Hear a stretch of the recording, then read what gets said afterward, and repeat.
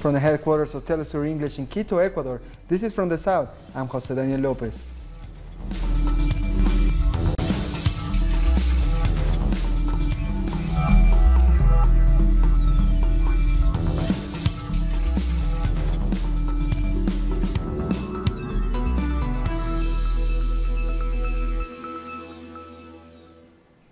Bolivian President Evo Morales has arrived in The Hague to attend the hearing on the maritime dispute with Chile. Morales is hopeful the International Court of Justice will force Chile to negotiate access to the Pacific Ocean for his country. The International Court of Justice is scheduled to decide on the case on Monday. The current borders with Chile were established in a treaty back in 1904. I'm confident there will be good news for the Bolivian people because we are bringing reason, truth, and we are looking for justice. Morales has also called for national unity ahead of the ruling on October 1st. President Evo Morales thanked the people of Bolivia for their solidarity and support. Morales says this emboldened the government to take action against Chile. He called on citizens to remain united and committed to the cause. Hermanas y hermanos bolivianos. Bolivian sisters and brothers, this is a critical moment for our country. All Bolivians must stand together for the only one sacred cause as an access to Pacific Ocean is. Pronto acceso a una salida soberana. On Monday, the UN's top court will rule on whether Chile must negotiate access to the Pacific Ocean with landlocked Bolivia. It's a case that has somewhat soured relations between the two neighbors for decades. We have taken this to the International Court of Justice, which has known our extensive maritime history and has understood our territorial rights that were taken away in an armed invasion in the 19th century. President Morales has confirmed he will be in attendance when the ICC makes its announcement on October 1st. A delegation of former presidents, social organizations, and other interests will also be heading to The Hague for the resolution.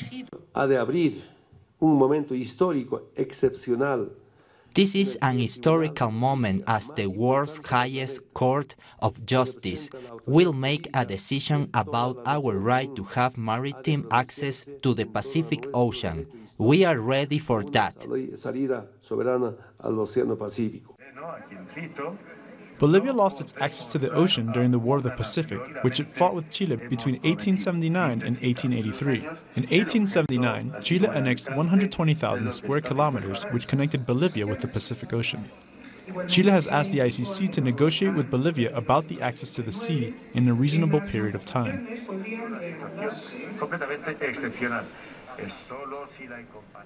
More than 200 cities in Brazil demonstrated against the presidential candidacy of Jair Bolsonaro. In Sao Paulo, 500,000 people marched against the right-wing conservative candidate, a week away from the next presidential elections. Brazil saw one of the biggest mobilizations of its history.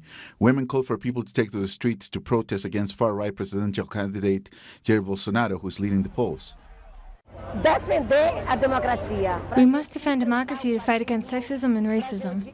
These are not part of our diversity. Candidates like Bolsonaro are racist, fascist, and sexist. He said that if he is elected, he will not do anything to defend indigenous territories, that black people are useless, and that women will have to be paid less than men because they could get pregnant.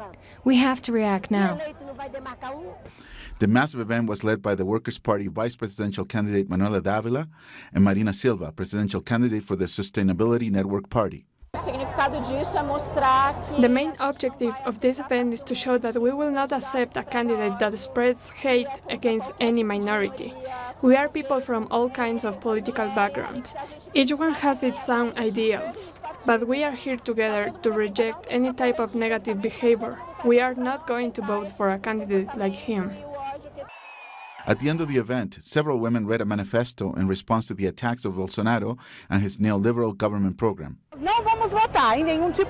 We are not going to vote for a fascist candidate. We are going to have a democratic process, not only through women's voting, but all of us who are part of this movement today, not only in Brazil, but also worldwide. The organizers called for a new demonstration on October 7th, the day of the presidential election, using the polling stations across Brazil to say no to fascism. Brazilian women living abroad have also marched against Bolsonaro. In Mexico City, a group of women gathered in the city center to say no to the far-right candidate. They say Bolsonaro is the face of fascism and that represents a threat against the rights of women and minorities. It is an offense to women, to all social movements, to Afro communities, to the country, Latin America and the world. What this candidate says is an offense to everyone. Hundreds of Brazilian women also gathered in New York against Bolsonaro. They say the far-right candidate will be a tragedy for Brazil if he wins the election. Demonstrators against Bolsonaro have taken place in more than 60 cities around the world. It's a real danger for women, it's a real danger for the LGBTQ community, it's a real danger for African Brazilians, it's a real danger for indigenous people in Brazil, for all the minorities, and in that sense it's a real danger for Brazil's democracy, for Brazil, for the whole country of Brazil. And to talk more about these demonstrations, we're now joined live from Rio de Janeiro by Talita Tanscheit, a political scientist specialized in gender issues. Hello Talita, thank you for joining us. What's your analysis of yesterday's demonstrations? Reports said attendance was massive. What does it say for Bolsonaro's candidacy? I think that the demonstration yesterday, all of the demonstrations that we had, are a huge example of the power of Brazilian women to fight rightist politics. How this movement against this woman movement against Jair Bolsonaro started? Was there any trigger point? Actually, we started against Eduardo Cunha, the former president of the Congress in Brazil. The fact is that since the coup d'etat that we had against Dilma Rousseff,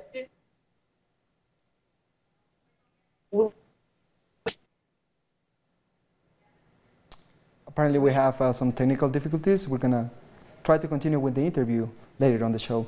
The youth vote in Brazil will be key for the presidential election on October 7th. First-time voters are learning how to cast their ballots on voting machines. They say they are afraid of voting for the wrong candidate. Voters between 16 and 30 years old represent nearly 30% of the electorate. I'm a little bit afraid, honestly, because I'm afraid of voting for the wrong candidate, who once again won't keep half of the promises they are making. It's discouraging to see the state of our country. I don't trust the candidates very much. They say one thing and do another.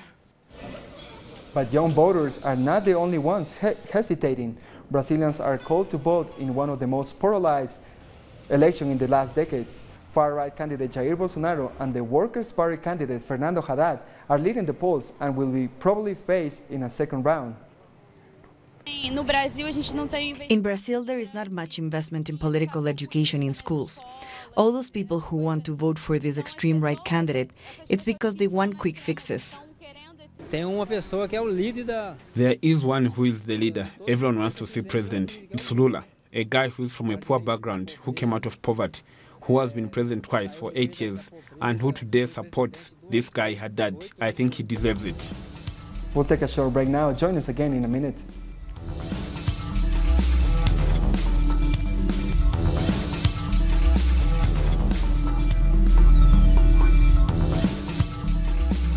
Venezuelans have marched once again against the U.S. attempts to intervene in the country. Hundreds of citizens rally in the city of Guarenas in the state of Miranda. They say they support the Bolivarian government despite the economic attacks the country is suffering. They also called the United Nations to take action against U.S. imperialism. We want our homeland to be respected. That's the message we are sending to the world. There's no humanitarian crisis here. That's what the U.S. is trying to create. We will continue supporting our president. Despite the crisis, we will fight for the revolution. Meanwhile, the Foreign Ministry has criticized France for supporting a request to the International Court of Justice to investigate Venezuela. Argentina, Canada, Chile, Colombia, Paraguay, and Peru sent a letter to the court asking for an investigation for alleged crimes against humanity. Venezuelans said these countries are following orders from the U.S. aimed at forcing a change of government in the South American nation.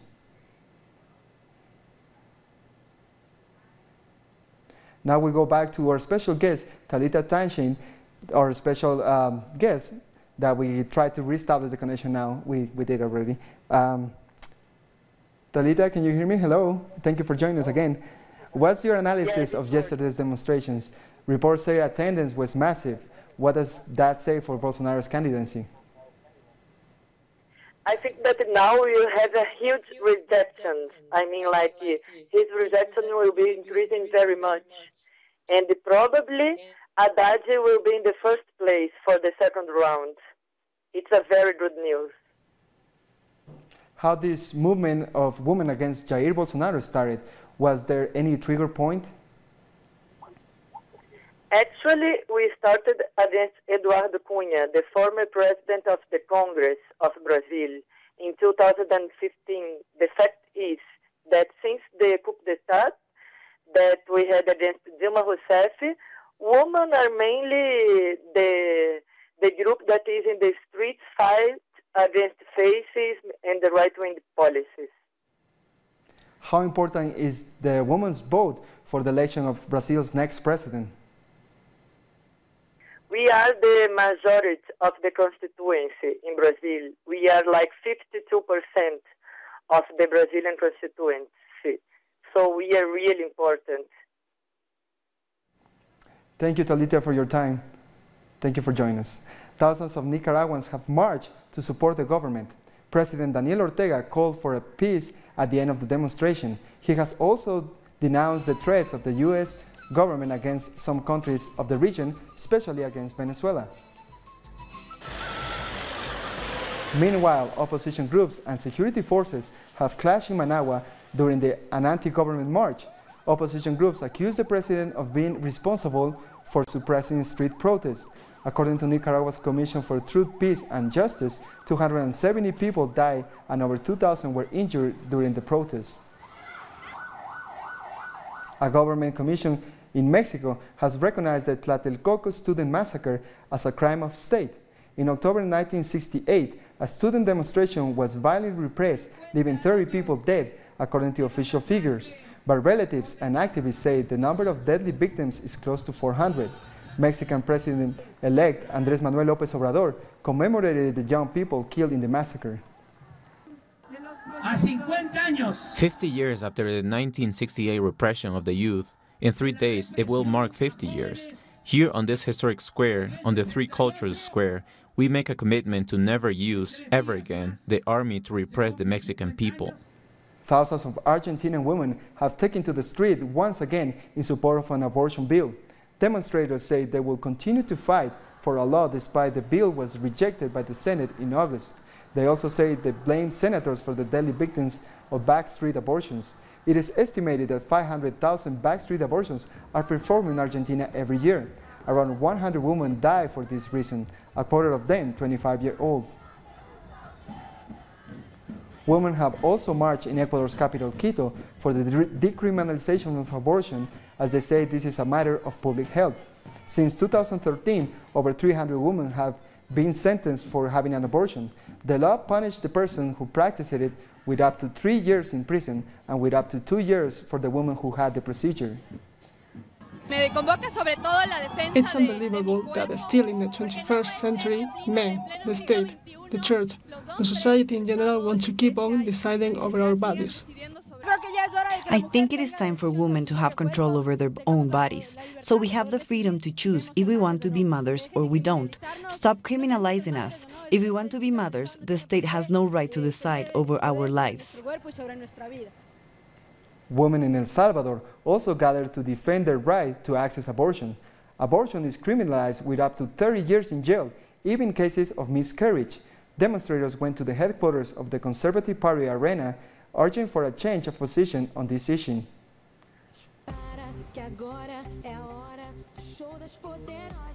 These marches have taken place as part of the Global Day for Safe Abortion in Latin America and the Caribbean. Women rallied in countries across the region for the decriminalization of abortion and the right for a safe procedure. Latin American women still face jail sentences for performing abortions, as most of the countries still have a restrictive policy on the practice. Thousands of people have taken to the streets to protest against wider privatization in El Salvador. People are demanding that the Legislative Assembly rejects a bill that will privatize water. Protesters stand by the declaration that access to water is a human right. French President Emmanuel Macron has promised to help tackle seaweed invasion in the island of Guadeloupe. During a visit, Macron said his government will invest up to 5 million euros in the next years to help local authorities deal with the problem. The surge in seaweed across the Caribbean in recent years has been linked to ocean warming. This has posed serious economic and environmental problems.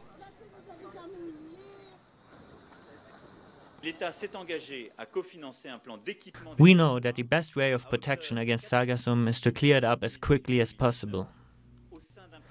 Clearing it up within 48 hours of it washing up, or clearing it up when it's still at sea to prevent it from washing up at all, is the most efficient way of avoiding negative consequences and any health problems.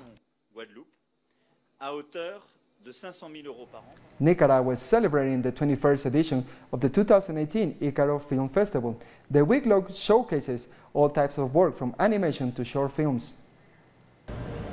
One by one, they arrive at the Cultural Center for a taste of coffee in the afternoon. It's actually the name of a film being featured at the festival. Another short film called Ink and the documentary Sunflowers of Nicaragua will surely be audience favorites. Since its beginning, this has been a platform for the new generation of filmmakers who want to tell their stories. They do so through movies or other audiovisual medium.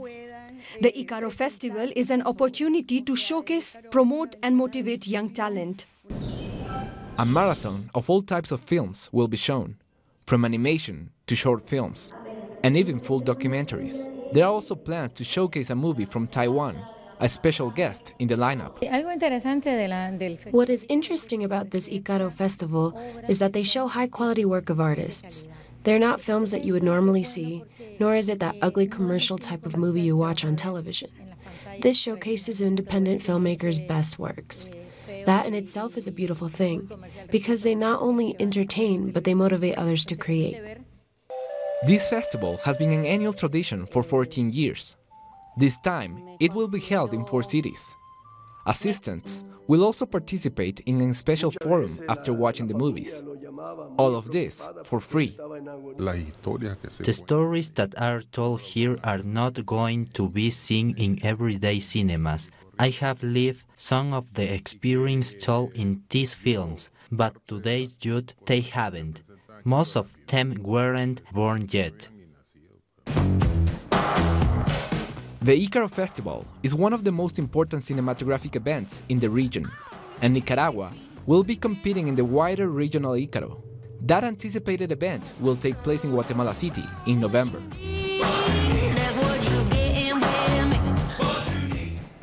People have gathered in Peru to set a new Guinness World Record for the largest ensemble of cajon, a native percussion instrument. Hundreds of people attempt to break the record during the Peruvian Cajon Festival. Dancers, percussionists, and music lovers move to the beat. The cajon box was declared a national patrimony back in 2001 by Peru's National Institute of Culture. Ecuador's National Institute of Biodiversity has announced the discovery of a new species of hummingbird. Ornithologist Francisco Sornosa discovered a male blue-throated Hills hummingbird near the Andean Mountains. Bird experts believe there are no more than 750 of them left. The number could be even lower than 500. We'll take a short break now. World News is next.